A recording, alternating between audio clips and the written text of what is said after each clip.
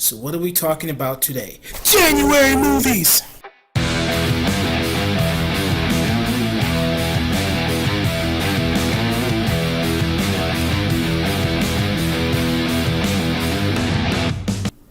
So this is a list of movies that I'm looking forward to this month.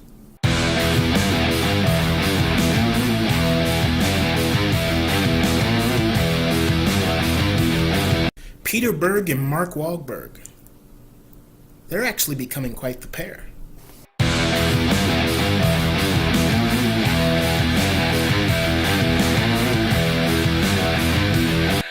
Patriots Day.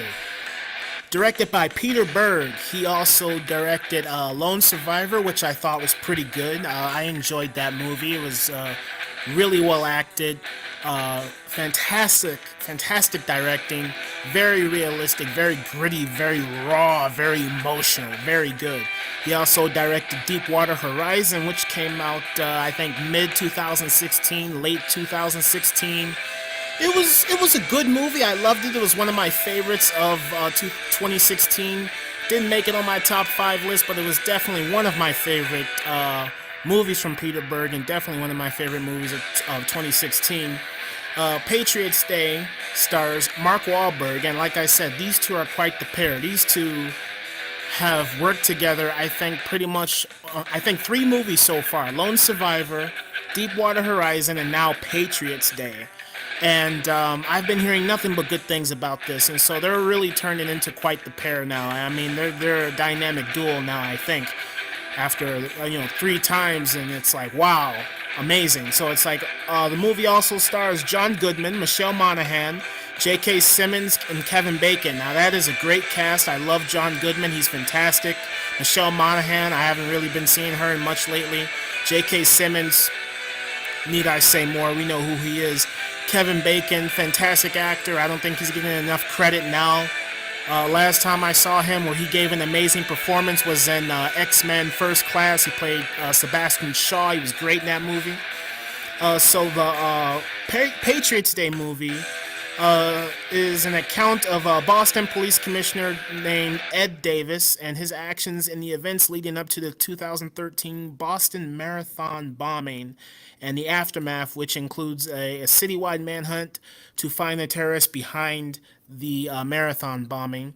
And from the information I looked up on this, it is a true story. It is a true account of the actions and the heroes who put their lives on the line to try and track down the bombers. Now, I don't know really anything about this story. I mean, I'm guilty. I don't watch the news very much. I know this was a national thing, and it's a very tragic incident, and this movie is a true account, and from, based on, like, since it's a movie, it's like, okay, it's true, but there are some things in the movie that are fictitious, okay? Not everything in the movie is 100% true, but I read that it is 100% accurate, and just some of the characters and stuff have been changed in it. Now, I'm really looking forward to this movie because, like I said, Peter Berg, man, so far he's done no wrong. Lone Survivor, great movie, intense, engaging. Deepwater Horizon, same thing, intense and engaging. This guy knows how to direct, like, just human emotion and turmoil and just adrenaline, man. And that's what I'm expecting in Patriots. I'm expecting something extremely dramatic, very deep and heartfelt, very intense, very engaging. Just an overall good movie, man. And it's Peter Berg and Mark Wahlberg, and so far they've done no wrong. I'm not a huge Mark Wahlberg fan, but I'm looking forward to this Patriots Day. It has already had a limited release in select cities, but it doesn't release everywhere until January 13th, and so I'm one of the average people who have to watch it on a regular day when it gets its worldwide release, just like everyone else. But yeah, definitely a movie that I'm anticipating. I cannot wait for this. Patriots Day. Ben Affleck is one of my favorite directors. Never thought I'd say that.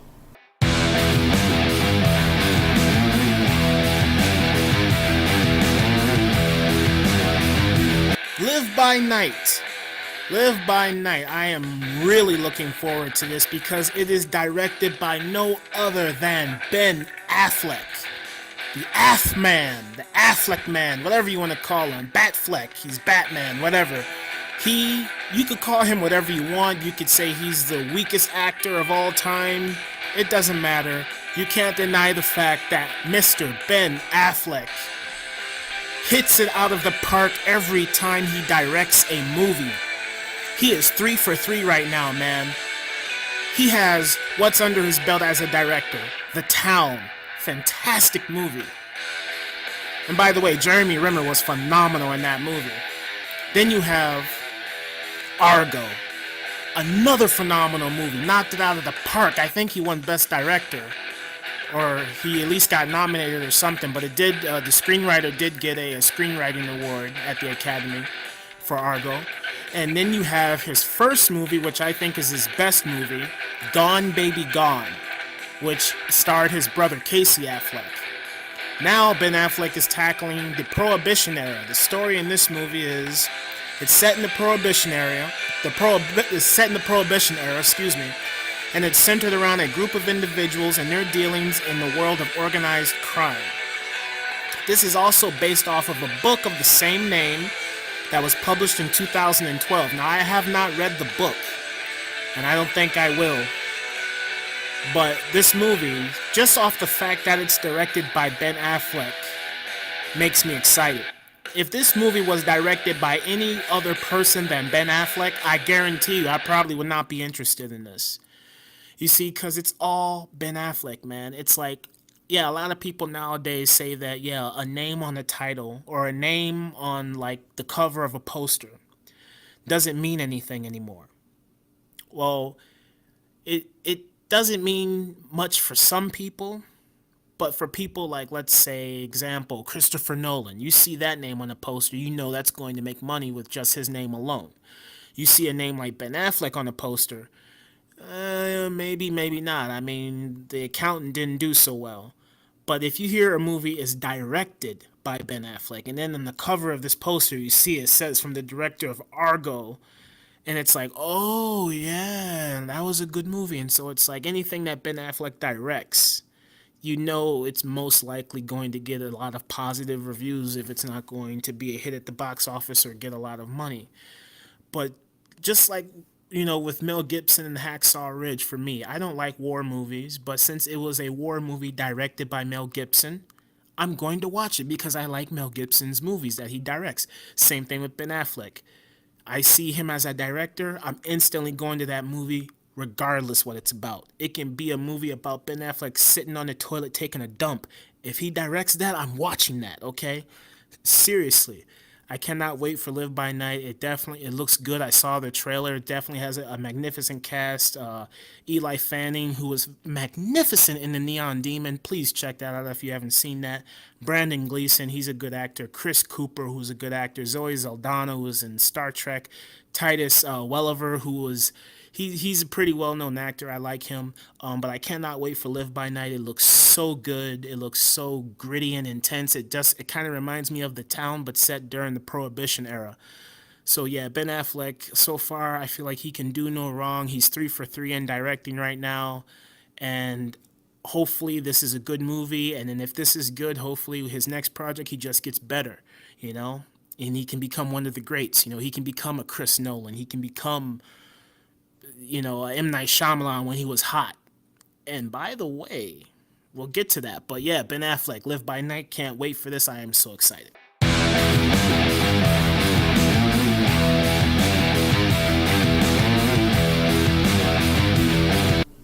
Can he resurrect his career and be on top again? I don't know.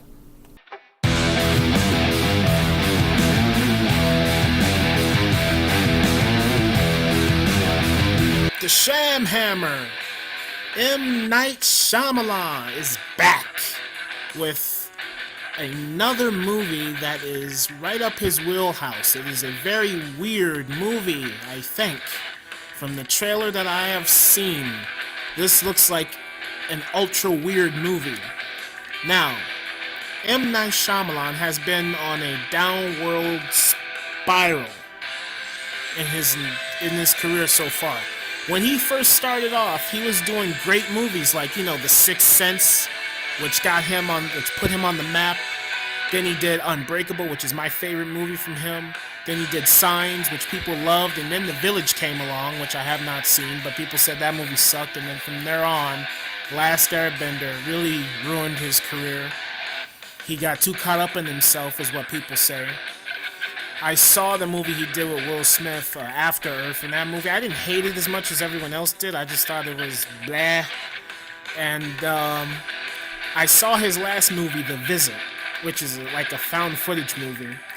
And I thought it was decent. It's a good late night rental at home. You're chilling with your girlfriend. It's just the two of you. You're drinking some beer, and it's like, oh, let's watch this. And it's like, oh, it's fine.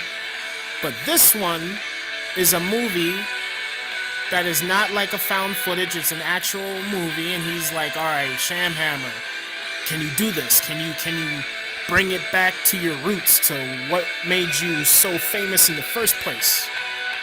I don't know. I have not seen this yet, but it's definitely intriguing. This movie stars James McAvoy from the X-Men franchise. That's where I know him from mostly. But if you've seen X-Men Apocalypse, which I don't love that movie, but if you've seen X-Men Apocalypse, you definitely know that James McAvoy is a great actor. And just watching this trailer for Split alone just showcases how magnificent of an actor James McAvoy is, and I hope he gets more recognition in the future if this movie blows up or not. Who else stars in this movie? I'm probably butchering her name right now. I think it's Anna Taylor-Joy. The most recent movie she was in was Morgan, which I have not seen. I've heard terrible things about that movie, and I refuse to watch it. But before that, she was in a movie called The Witch, which a lot of people are ranting and raving about that movie. And then we have one little actress in here who I absolutely adore, Kim Director. I first noticed her in Book of Shadows, Blair Witch 2, and I have not seen her since. Actually, no, I saw her in Inside Man, a Spike Lee movie. She was in that, and I don't know if she's a good or bad actress, but I admit I've had a crush on her for a very long time now, and I'm glad she's in this movie. I was pleasantly surprised by that. But the story of Split, it's 3 girls get kidnapped, and then James McAvoy's character has 24 different personalities living within him. And these girls are trapped. He's kidnapped them, and they must find a way to defeat him. And he keeps talking about this beast thing in the trailer. It's very vague in the movie. The trailer doesn't explain anything, which is good. So hopefully when I walk into this thing, I'm expecting a mystery. Hopefully there's a twist in there. There probably is, because it's M. Night Shyamalan. Of course there's probably going to be a twist. But he's talking about this beast thing, which is very I don't know what he's referring to. Is it another personality of his? Who knows? I don't know. But just watching that trailer, it's very bizarre. It's weird. It's intriguing. It looks good. And I cannot wait for this. And hopefully, will this put M. Night Shyamalan back on the map? I don't know. A lot of people really don't have faith in him after that stinker, The Last Airbender. But after his last movie, The Visit, I thought that was fine. And with this, the trailer looks really good. James McAvoy looks like he's acting his butt off in this. And it looks pretty solid. So I can't wait. Split. Yes. Can't wait.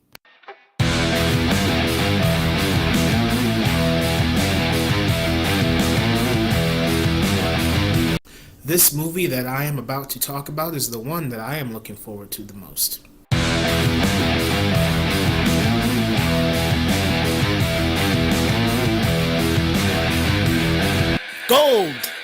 Gold, starring Matthew McConaughey, Bryce Dallas Howard, Edgar Ramirez, Bruce Greenwood, and Stacy Keach.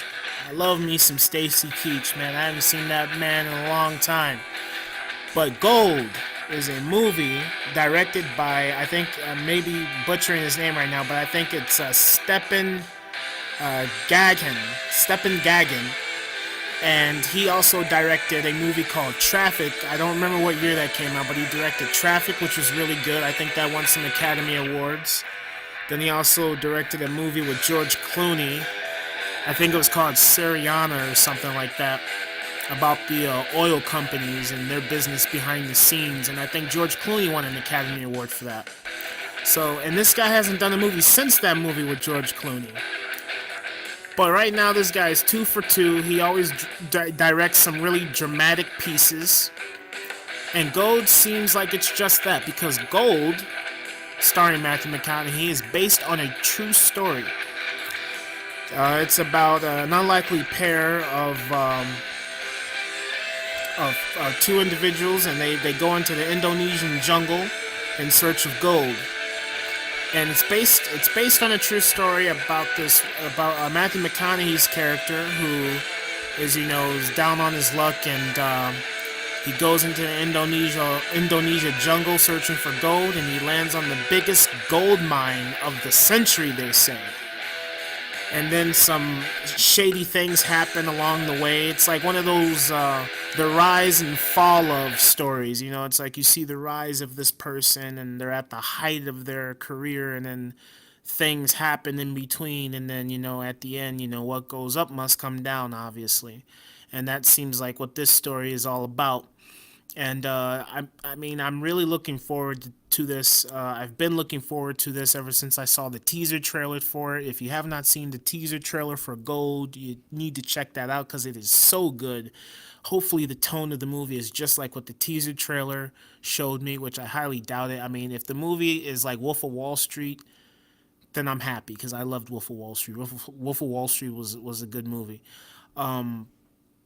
Yeah, I'm really looking forward to Go just based off of the director and the really good cast in this movie, and the fact that it's based off a true story, and the story that I read seems extremely interesting, and hopefully the movie can execute that story in a good fashion, and make it just like funny and intense and engaging and dramatic, and just really something. I'm just looking for something dramatic with this movie right here, and just like I said, just off the teaser trailer alone, hopefully that's the tone of the movie, and hopefully that's what I get, because it looks really good. I cannot wait for this movie. Is the McConaughey still going? I mean, so far Matthew McConaughey hasn't made any hits since Interstellar, so, and then you could really say Interstellar wasn't really his doing. That was Christopher Nolan. So the last thing you could say Matthew McConaughey was good in was Wolf of Wall Street. Or Mud. He was fantastic in Mud. Or Killer Joe, if you haven't seen that. But yeah, Matthew McConaughey. Free State of Jones wasn't good from what I heard. I haven't seen that. But hopefully Gold is good. Sea of Trees wasn't good either. He's had a lot of stinkers so far. But hopefully Gold is good. I'm really looking forward to it, and I can't wait. Well, we've reached the end of this video. Bye-bye.